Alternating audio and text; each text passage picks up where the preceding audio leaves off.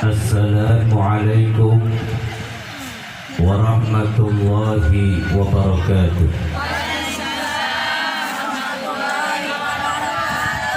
Alhamdulillah, alhamdulillahi rabbil alamin. Wa bihi nasta'inu ala umuri dunya wa din.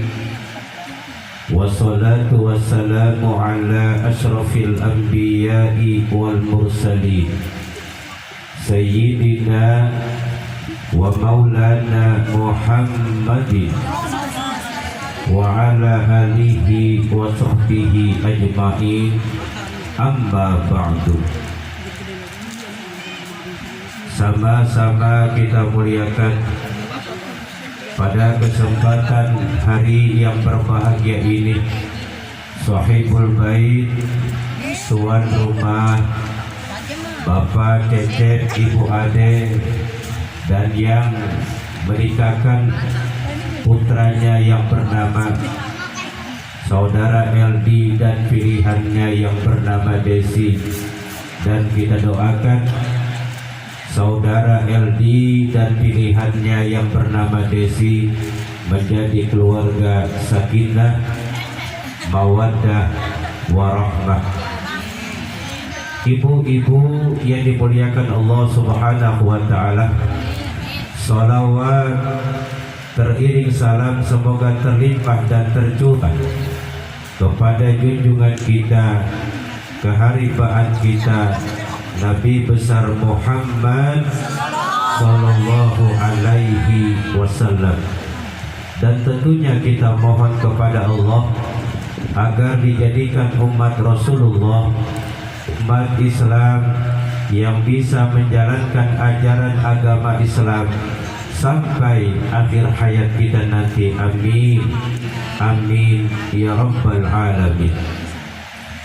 Dalam acara tasaburan pernikahan putra Bapak Cecep yang bernama Dedi dan pilihan yang bernama LD dan pilihan yang bernama Desi, ini tidak lain tidak bukan ikut ajaran junjungan Rasulullah sallallahu alaihi wasallam. Rasul adalah manusia pilihan. Rasul adalah ikutan semua kaum muslimin muslimat di mana saja berada.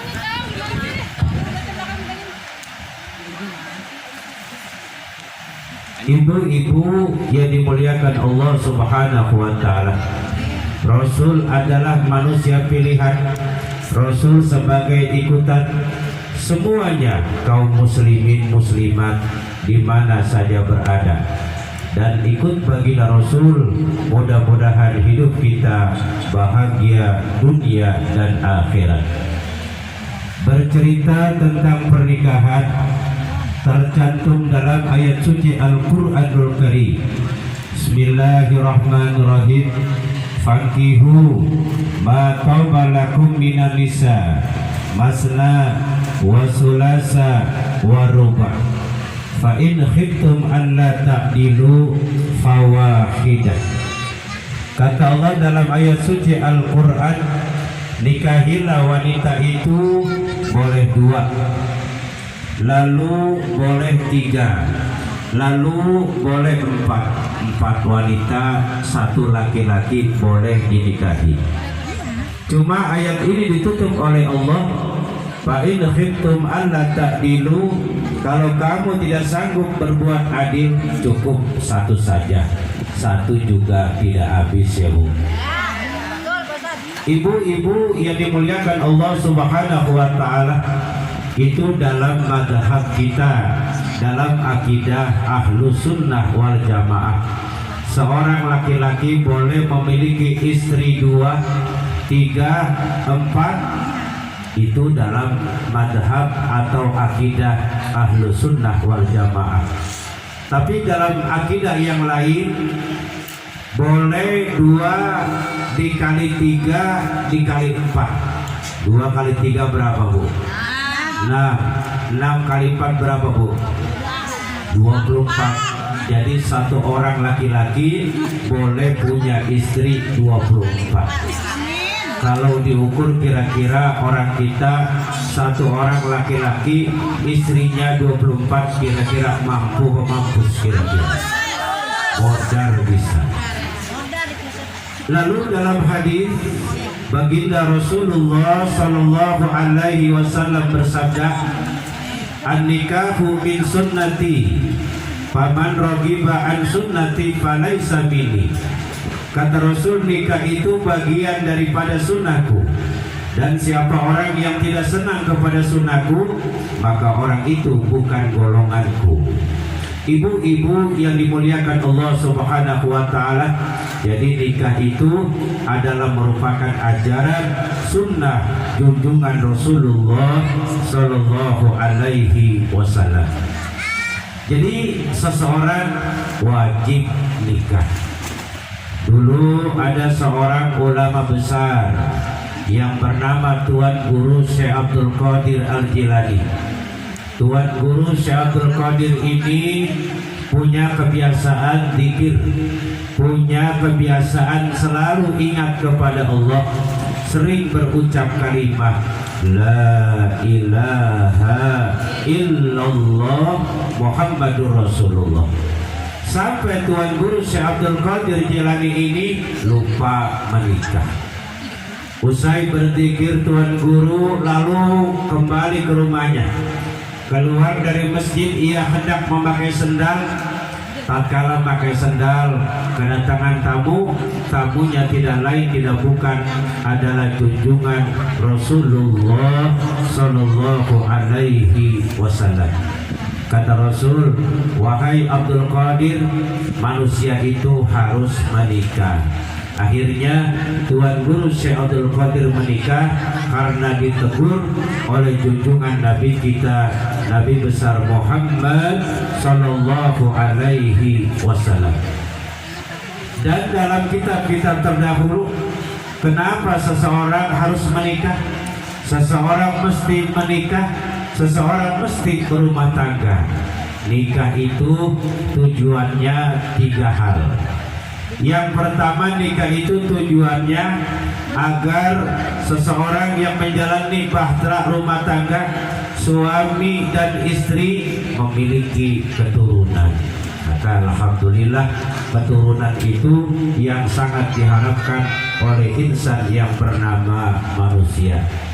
Ada orang yang punya anak 1, ada orang yang punya anak 2. Terkadang hartanya banyak, punya anak 1, anaknya yang 1 meninggal dunia. Kira-kira sedih apa tidak? Maka ungkapan orang dulu, banyak anak banyak rizki.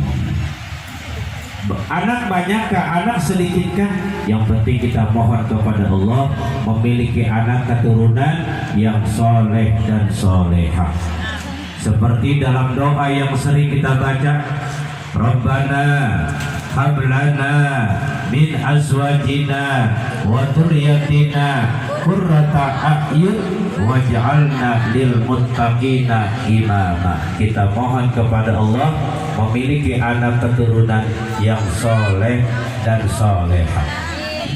Ibu-ibu yang dimuliakan Allah Subhanahu wa taala, tujuan nikah yang kedua agar anak yang lahir ke alam dunia ini, anak itu tercatat dengan resmi. Alhamdulillah.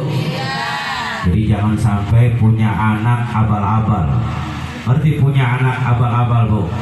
Bapaknya siapa, ibunya di mana. Itu namanya anak abal-abal. Lalu tujuan yang ketiga, orang menjalani pernikahan, menjalani bahtera rumah tangga, tujuannya adalah menghilangkan penyakit yang ada di badan.